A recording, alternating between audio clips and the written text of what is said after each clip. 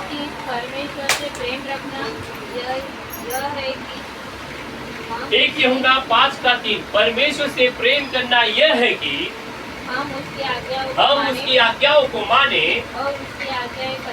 और उसकी आज्ञाएं कठिन नहीं है। हालेलुया। बाइबल कहता है कि यूहन्ना 5:3 परमेश्वर की आज्ञा मानना यही जरूरी है और उसकी आज्ञा कठिन नहीं है। आमीन। हालेलुया। सब कुछ सुना गया।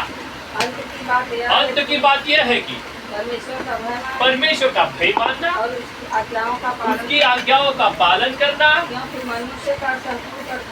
मनुष्य का संपूर्ण करते हुए यही है। हालेलुया।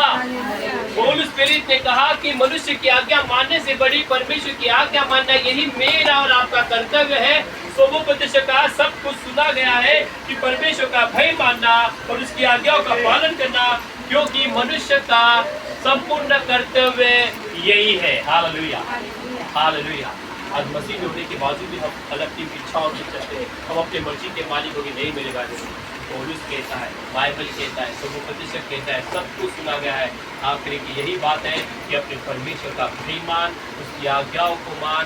हमारी पृथ्वी पे संपूर्ण यही कर्तव्य है कि हम उसकी आज्ञाओं को माने। यही प्रथम सेवा है। हालेलुया।